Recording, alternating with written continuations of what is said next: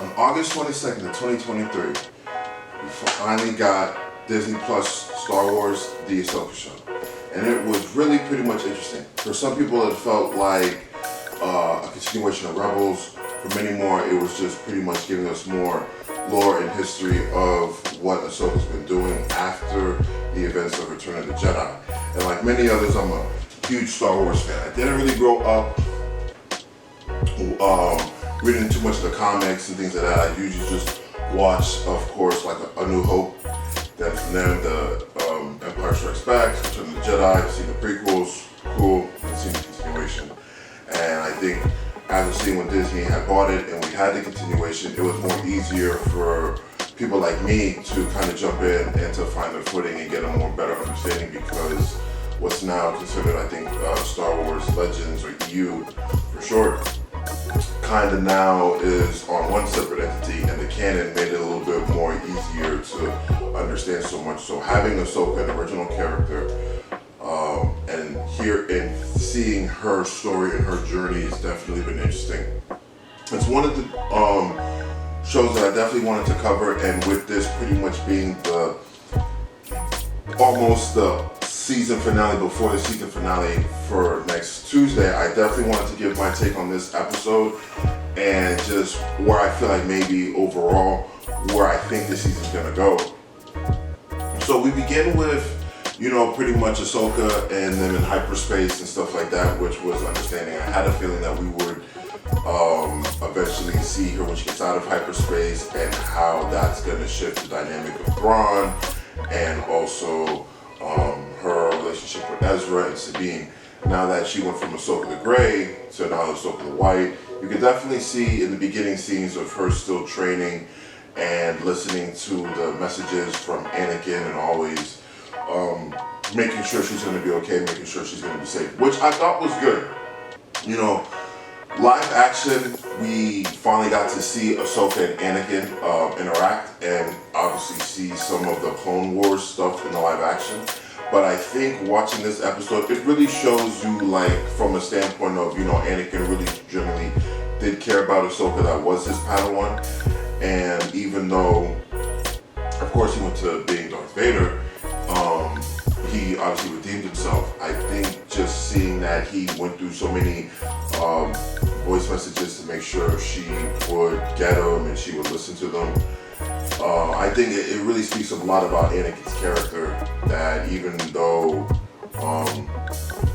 she's somewhere out there, left the order, like, he still cared for her, and he still wants her to complete, not really complete her training, I'm sorry, but more so to always be prepared for what's to come. And I thought that was a good touch on that. Like I said, definitely gave Anakin a little bit more character development, and you could see actually Ahsoka have emotion, and missing her master and speaking good about her master. So I think when she was Ahsoka the Grey, we all know she was kind of like emotionless and kind of blamed herself for a lot of things. But I think for letting go, you can definitely see that she is part of Anakin's legacy, which fall, like I told my friend, part of the Obi-Wan, from Obi-Wan to Qui-Gon to Count Dooku, and then to Yoda. So she's part of that whole lineage of Jedi. And I think she's probably a little bit more on the balanced stance of a Qui-Gon. Kind of like that in the middle. But, it is now Ahsoka the White, purity, I guess you could call it. So, we get to pretty much, I'm trying to think of all like the good stuff, because I'm not really doing a review. It's just pretty much like my take on the show. So I'm kind of picking and dissecting just certain things that I saw that I thought was kind of good, executed well, and some that I think needed a little bit more, like, you could have not have done that. I felt like overall the episode was good, but it was like quick. We seen Sabine and Ezra, pretty much catching up on stuff, and it's good that, Ezra's being filled in on what's been going on, the whole New Republic, the Empire fell and stuff like that. So he's obviously being updated with some of the the current times, and so it's almost like he can't wait to come home. My thing was, I don't know if he knows that, his master has a kid, or maybe Sabine might left that out, so that's still kind of shrouded in mystery.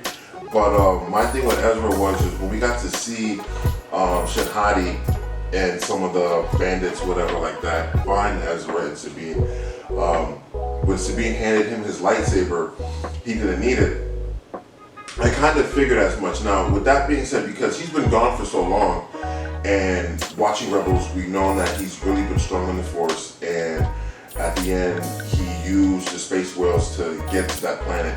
So some of us kind of figured he might be training, he might have been like cut off from the Force, but we didn't know. But it's good to see that he's still been working, been training, he's been meditating, being one with the Force, connected with the Force, to a point where he believes so much in the Force that he is his ally. You know what I'm saying? He's one with it, and I think that pretty much paid two homages.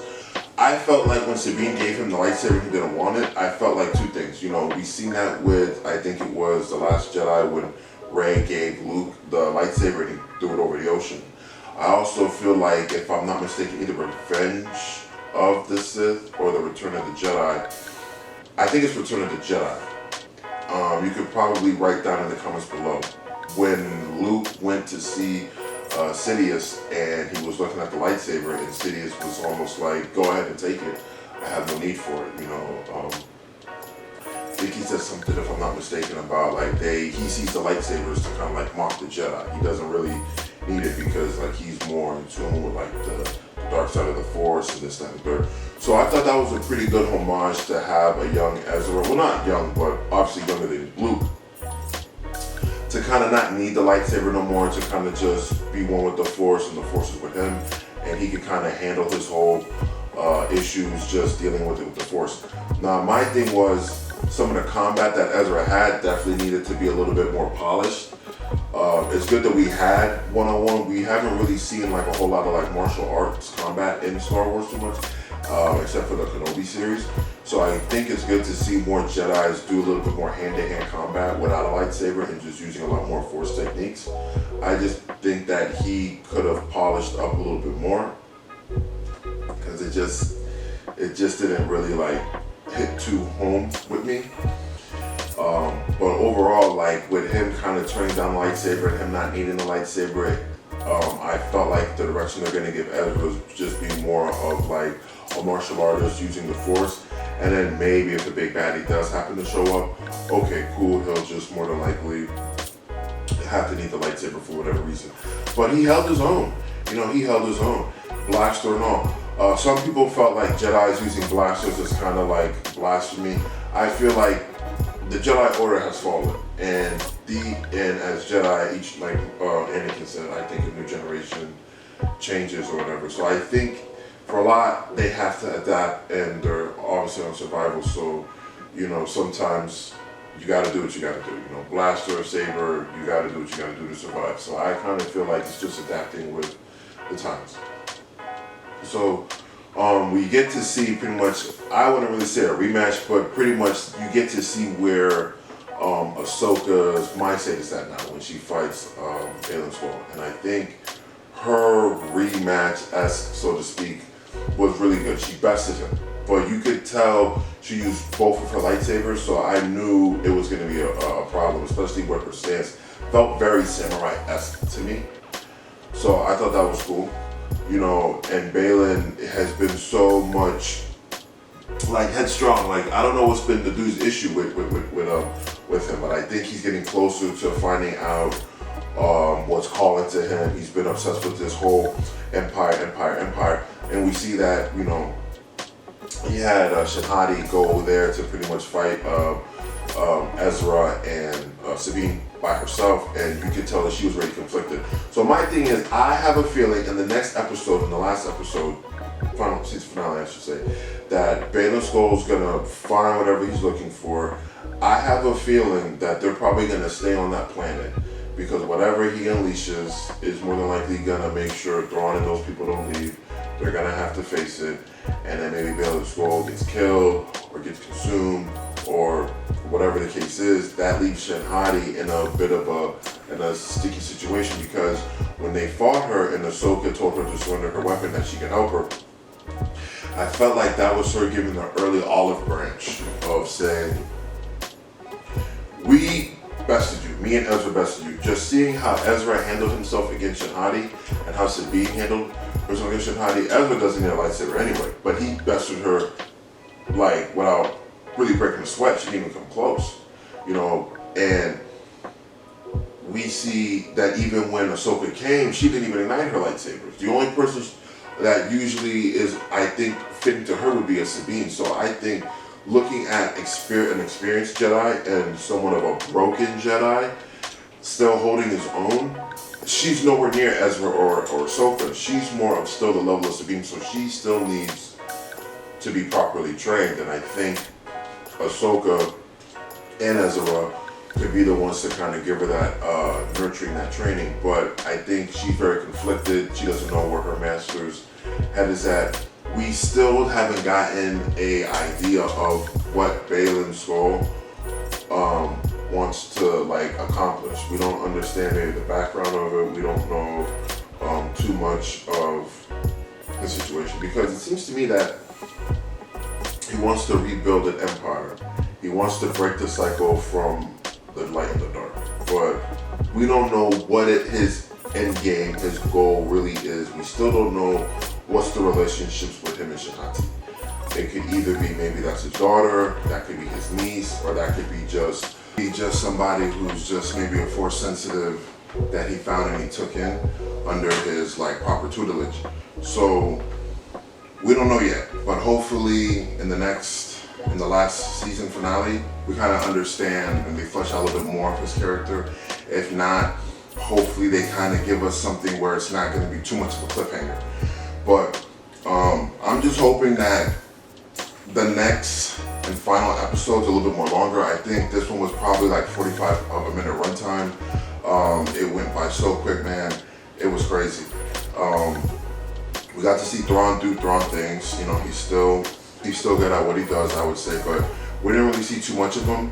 And I think it's because he really wants to leave that planet, and so does the Night Sisters. So it's already kind of like a given. But what I think what was also cool was to see Thrawn look up a lot of information about Ahsoka through the Inquisitor records. Now, I thought he was just going to have the Night Sisters kind of cast some kind of witch magic, you know, and figure it out that way. But for him to just keep it old school, like, okay, I got the records from the Inquisitor records, like, okay. Or I got her information from the Inquisitor records, like, oh, okay.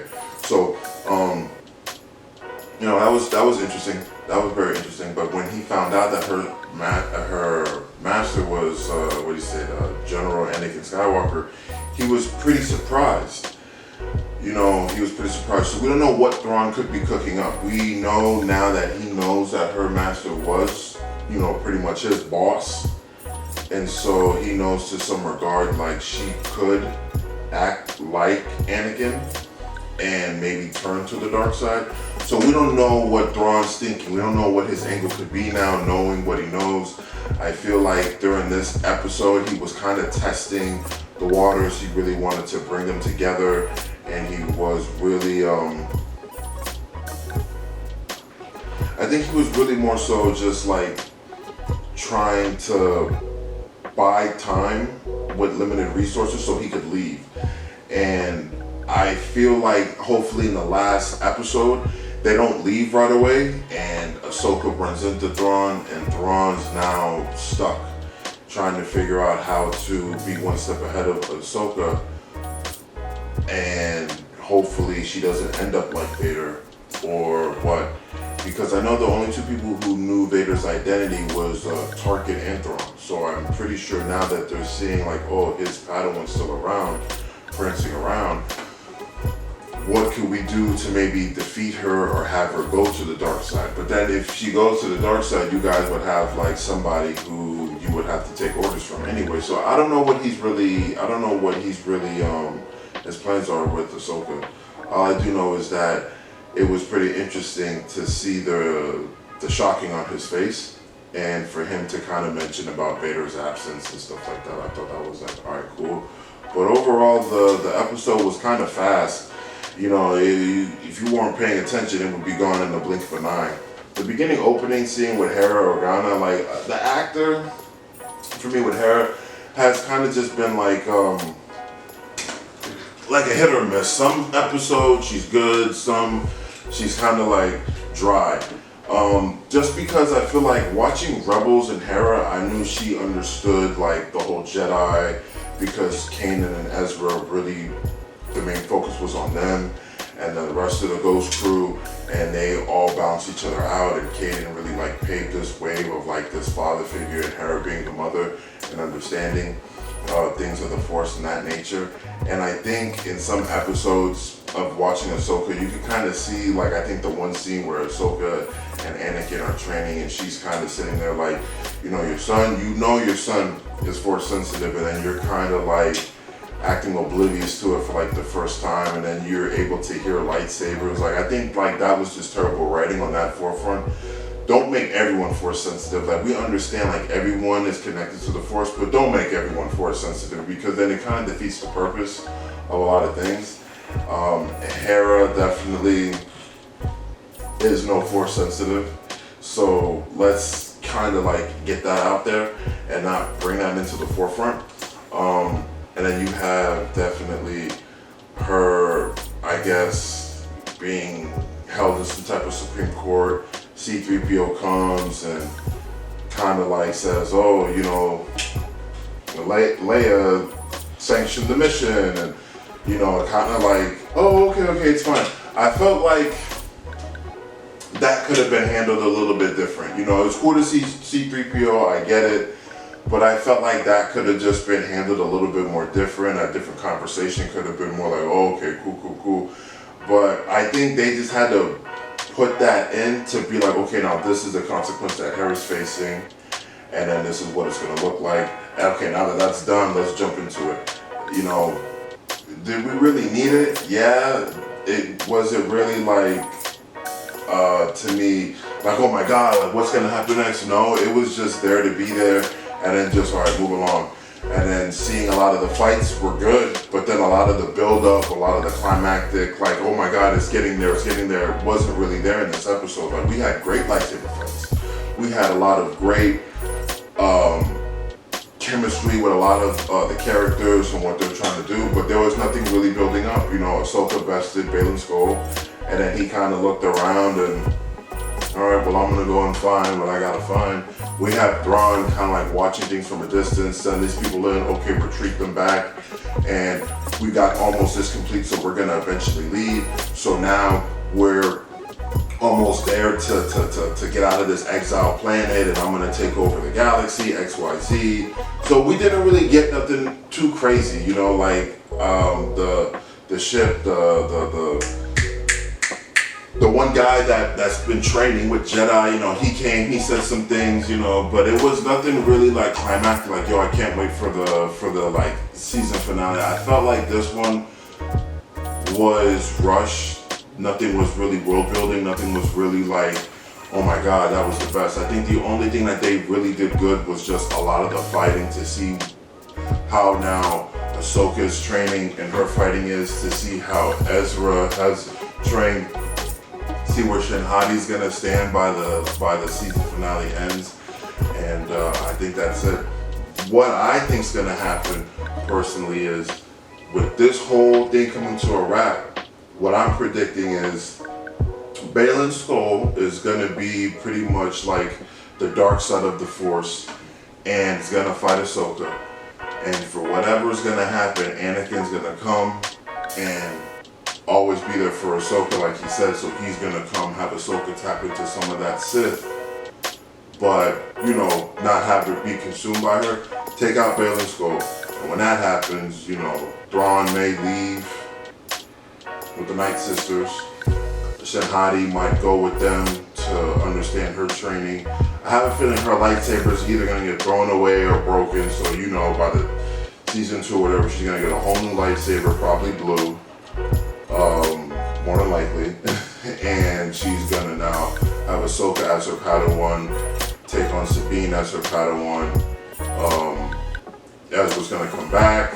he's gonna see Caden's son, and then Caden's son wants to be properly trained, so he'll probably train him in some type of lighter combat and stuff like that. We're definitely gonna see.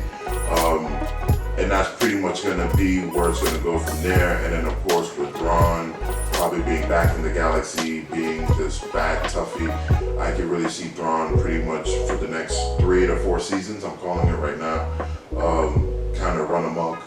Because The Force Awakens hasn't happened yet, so you still have like some stuff to kind of play with and see what's gonna happen. And then have Thrawn do what he does. So I think, that's gonna be interesting for what's to come. But as far as, that this episode, it just wasn't it.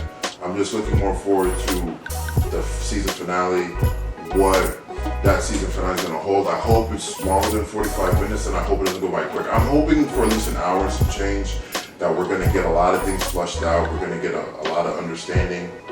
The story's gonna have us compelled again.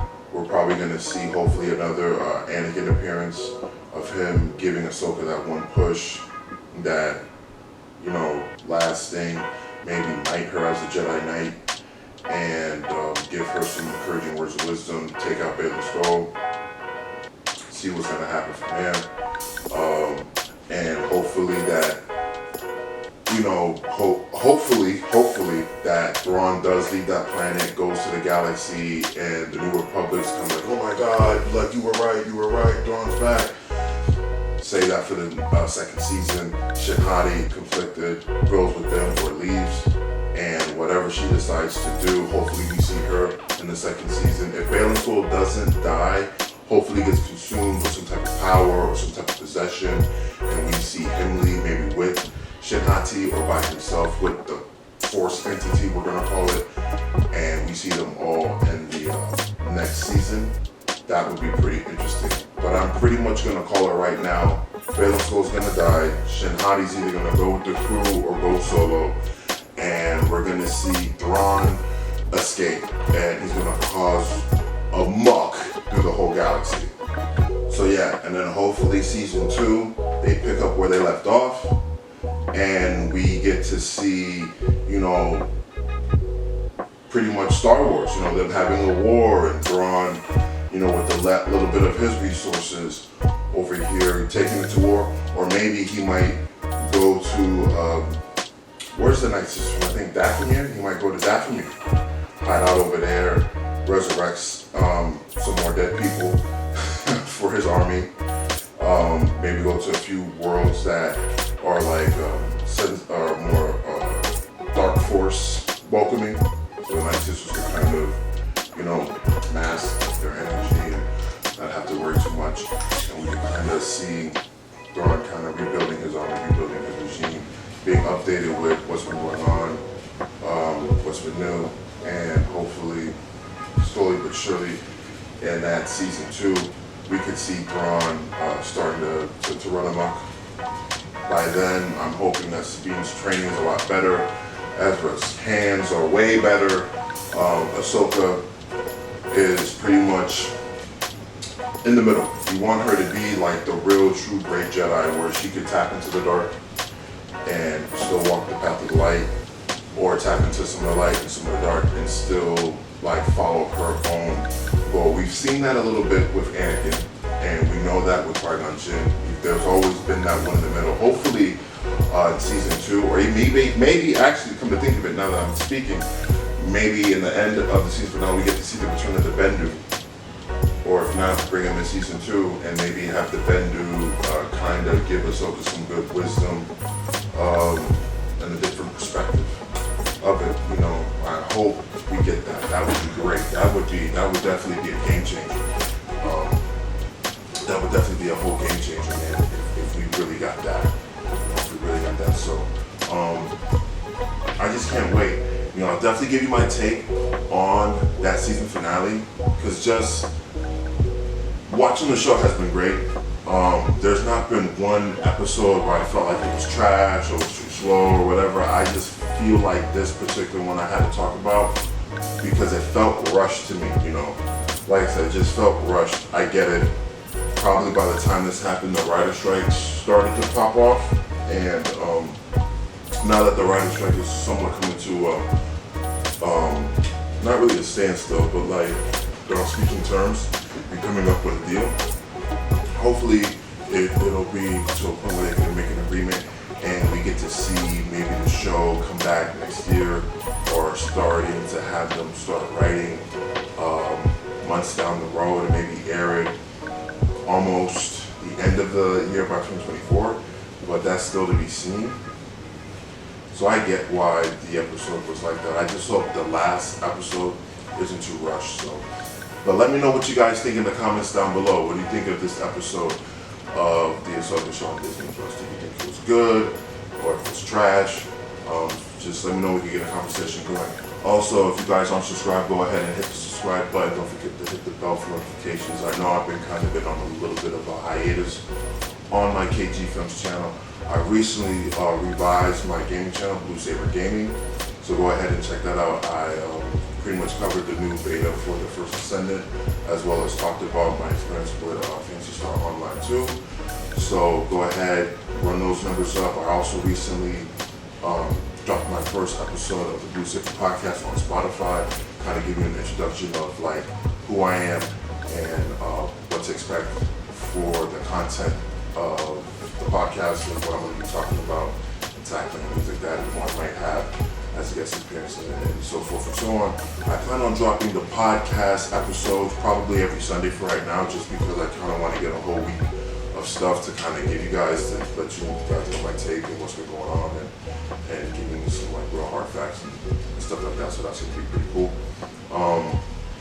So yeah, the podcast is definitely going to be coming out Sundays.